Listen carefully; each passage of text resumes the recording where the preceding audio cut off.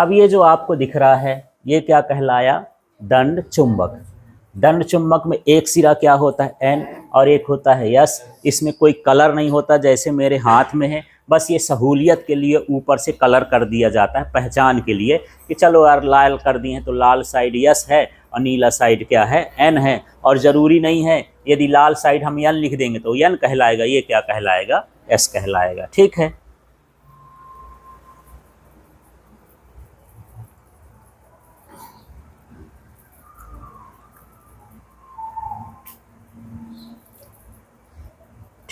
इसका गुण भी देखो दंड चुंबक का। पहला गुण ये है, यदि हम इसको स्वतंत्रता पूर्वक लटकाएंगे तो हमेशा कहाँ ठहरता है?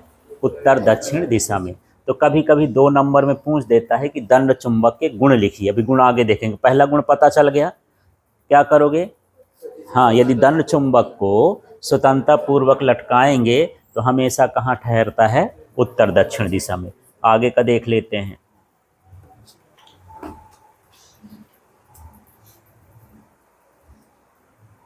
हाँ, 2 चीज़ें हो रही हैं।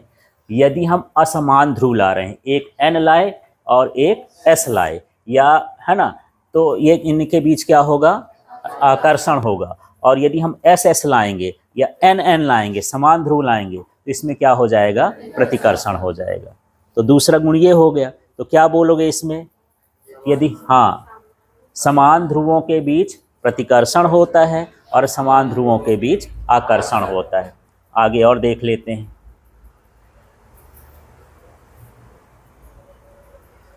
ठीक।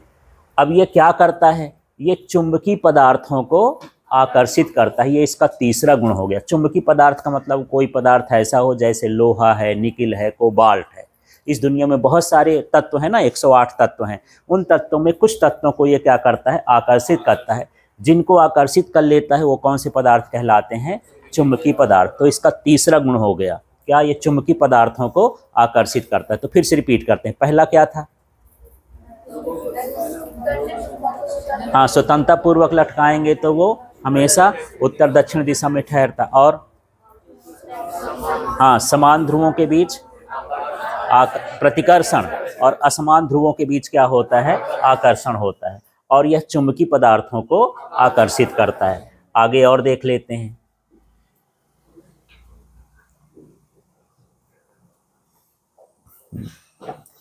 यदि आप ये सोचें कि इस चुंबक को मैं बीच से काट दूं तो अपने आप एक में क्या पैदा हो जाएगा? एन, और एक में क्या हो जाएगा? एस। जितने टुकड़े करते जाओगे हमेशा चुंबक में एक यन ध्रुव और यस ध्रुव पैदा होता जाएगा। इसका मतलब यही है कि चुंबक के ध्रुव हमेशा किस में होते हैं? जोड़े में होते हैं, युग्म में होते हैं। इनको अलग नहीं किया जा सकता है। यदि आप सोचोगे कि इसको मैं और बीच से काटूं तो क्या होगा? एक में यन बनेगा और एक में एस, माने एन और एस रहेगा ही, दोनों ध्रुव हमेशा साथ में रहेंगे। ठीक है। और इसको इतना टुकड़ा करते जाओ कि बिल्कुल छोटा कर दो। जिस जिस समय ये एस ना मिले या एन ना मिले, अकेला ध्रुव मिल जाए, उस समय क्या हो जाएगा? ये चुंबक रहेगा ही नहीं, तब हम उसको ध्रुव बोलेंगे ही नहीं। ठीक है। तो चुंबक के चाहे जितने टुकड़े कर दो, हमेशा ये किस में रहते हैं? इनके ध्रुव हमेशा जोड़े में रहते हैं। ठीक है। तो इस तरह चुंबक के कितने गुण हो गए? 4। और कौन सा हो गया यार? चुंबक को स्वतंत्रता पूर्वक लटकाएंगे तो उत्तर दक्षिण दिशा में ठहरेगा। समान ध्रुवों के बीच प्रतिकर्षण होगा, असमान ध्रुवों के बीच आकर्षण होगा। और यह चुंबकीय पदार्थों को आकर्षित करेगा। और इसके ध्रुव हमेशा युग्म में रहते हैं। किसमें रहते हैं? युग्म में। तो चलो रफ कॉपी निकालो आप और इसके गुण लिखो। हाँ, चुंबक के गुण लिखो। दंड चुंबक के गुण लिखना है ना। ये हर चुंबक के लिए नहीं है, क्योंकि अब गोल चुंबक को स्वतंत्रता पूर्वक लटकाओगे तो वो उत्तर दक्षिण दिशा में न ठहरेगा, है ना। दंड चुंबक के गुण लिख देना। और आ भी जाएगा, इतना भी लिख दोगे तब भी सही है, कोई भी चुंबक चल जाएगा। चारों गुण आपको लिखना है।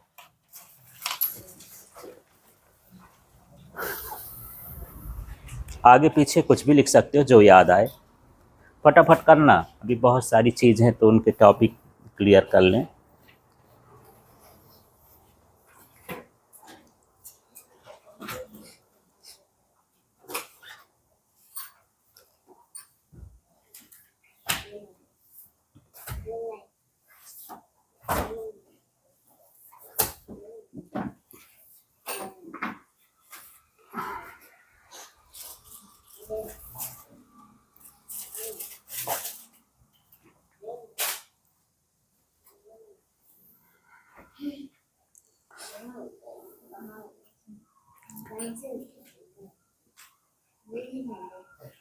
क्या नहीं मिल रही है?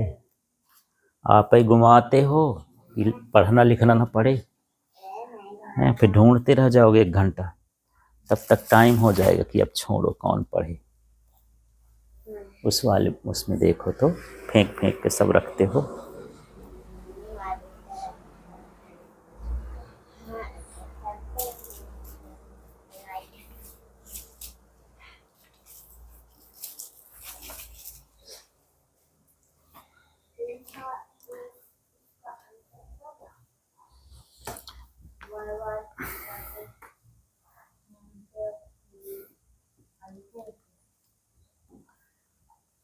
कौन सा आंसर होता है? ये प्रश्न 1 नंबर में आ सकता है, 2 नंबर में आ सकता है, खाली स्थान वगैरह में, कि जैसे चुंबक के ध्रुव खाली स्थान सदैव खाली स्थान में होते हैं, क्या भरोगे? चुंबक के ध्रुव सदैव खाली स्थान में युग्म में होते हैं या जोड़े में होते हैं, ऐसे भर सकते हो।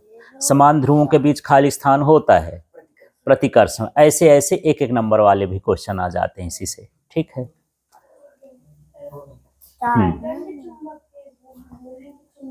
ये दंड चुंबक के गुण है, ओरिजिनली में ये दंड चुंबक के गुण है, लेकिन पहले को छोड़ करके बाकी सारे चुंबक के हैं। यदि चुंबक का गुण आता है तब भी यही लिखना है, और दंड चुंबक का आएगा तो यही लिखना है। उसको दंड चुंबक समझना है जब परीक्षा में आएगा तो। नहीं, दंड चुंबक की डेफिनेशन की जरूरत नहीं है, ये तो डंडे का आकार का होता है, सीधा जो चुंबक है वही क्या है, दंड चुंबक है ना। हाँ। तो एक बार मिला लेना, लिख लिए होगे तो, दंड चुंबक को स्वतंत्रता पूर्वक लटकाने पर वह सदैव उत्तर दक्षिण दिशा में ठहरता है। इसका मीनिंग निकलना चाहिए उसमें, चाहे जैसे शब्द बनाए हो। ठीक है। दूसरा था समान ध्रुवों के बीच आकर्षण और असमान ध्रुवों के बीच प्रतिकर्षण होता है। अच्छा, सुन रहे हो सब? ठीक है। तो समान ध्रुवों के बीच क्या होता है? प्रतिकर्षण। और असमान ध्रुवों के बीच क्या होता है? आकर्षण। ठीक है। और यह चुंबकीय पदार्थों को आकर्षित करता है। ठीक है। चुंबक के ध्रुव सदैव युग्म में होते हैं। ठीक।